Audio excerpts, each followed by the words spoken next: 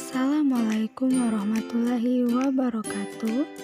Perkenalkan, nama saya Anjeli Eka Putri dari kelas Indralaya, program studi Pendidikan Pancasila dan Kewarganegaraan Universitas Sriwijaya.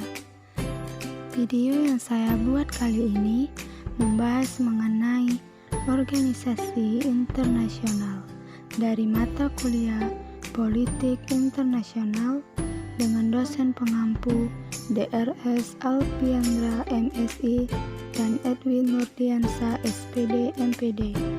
Berikut pembahasannya. Ada yang tahu apa itu organisasi internasional? Organisasi internasional adalah organisasi yang dibentuk secara sukarela dan memiliki anggota lebih dari satu negara dengan maksud dan tujuan yang sama, yaitu untuk menciptakan perdamaian dunia dan tata hubungan internasional. Indonesia juga aktif loh dalam berorganisasi di kalangan internasional. Setelah kita membahas pengertian dari organisasi internasional, selanjutnya kita membahas mengenai tujuan organisasi internasional. Terdapat dua tujuan, yaitu yang pertama, mewujudkan dan memelihara perdamaian dunia. Yang kedua, yaitu mengatur serta meningkatkan kesejahteraan dunia maupun negara anggota. Fungsi organisasi internasional. Terdapat 8 fungsi organisasi internasional. Yang pertama, fungsi artikulasi dan agregasi, yang artinya organisasi internasional bisa menjadi forum diskusi dan negosiasi. Yang kedua, fungsi norma, yang artinya organisasi internasional dapat menetapkan nilai dan prinsip-prinsip kemanusiaan yang wajib dipatuhi tidak hanya para anggotanya, tetapi juga seluruh dunia. Yang ketiga, fungsi rekrutmen. Artinya, organisasi internasional juga memiliki fungsi penting dalam merekrut partisipan dalam sistem perpolitikan internasional. Yang keempat, fungsi sosialisasi. Artinya, sebuah organisasi internasional dilakukan dengan cara mentransfer nilai-nilai tertentu kepada seluruh anggotanya yang dijalankan secara sistematis. Yang kelima, fungsi pembuatan keputusan. Artinya, organisasi internasional biasanya ditetapkan dengan mempertimbangkan dan merujuk pada tindakan di masa lalu, perjanjian ad hoc, dan sebagainya. Yang keenam, fungsi pengesahan peraturan. Organisasi internasional juga berfungsi mengesahkan berbagai macam aturan yang akan diberlakukan dalam sistem internasional berkaitan dengan lembaga kehakiman yang memiliki fungsi yudikatif.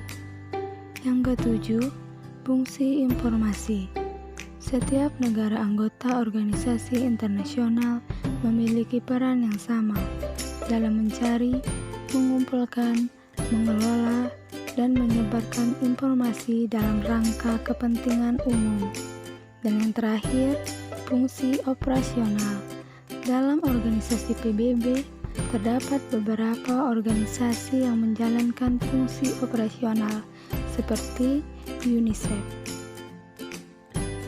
Kemudian, karakteristik organisasi internasional. Menurut Bennett, tahun 1977, terdapat 5 karakteristik organisasi internasional.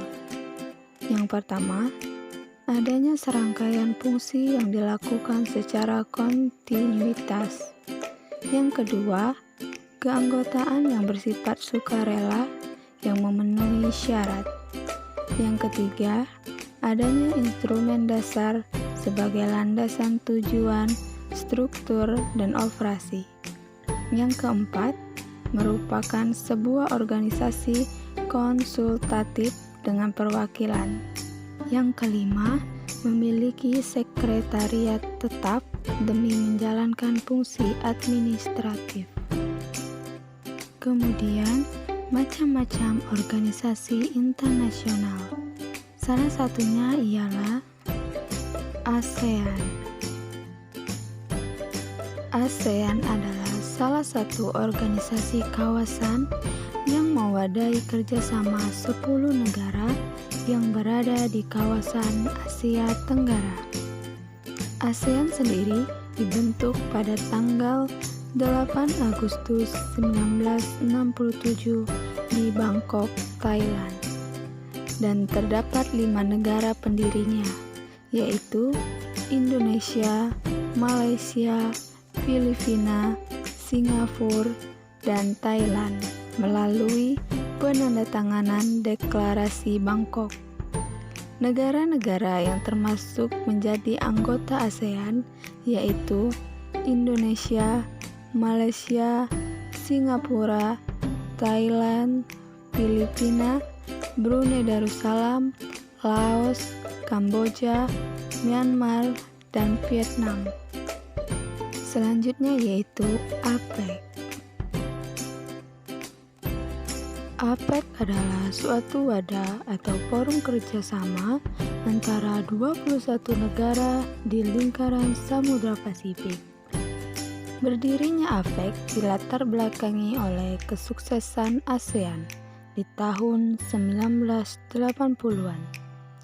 Kesuksesan ASEAN mendorong Perdana Menteri Australia untuk memperluas kerjasama. Tujuan dari APEC ialah untuk mendorong pertumbuhan ekonomi dan meningkatkan kesejahteraan di Asia Pasifik. Selanjutnya, bentuk-bentuk organisasi internasional. Yang pertama, organisasi antar pemerintah, yang anggotanya terdiri dari delegasi resmi pemerintah negara-negara, misalnya PBB, ASEAN, dan WTO. Yang kedua yaitu organisasi non-pemerintah yang anggotanya terdiri dari kelompok-kelompok swasta di bidang-bidang keilmuan, kebudayaan, bantuan teknik atau ekonomi, dan sebagainya. Misalnya Palang Merah Nasional atau PMI. Sekian video dari saya ucapkan terima kasih.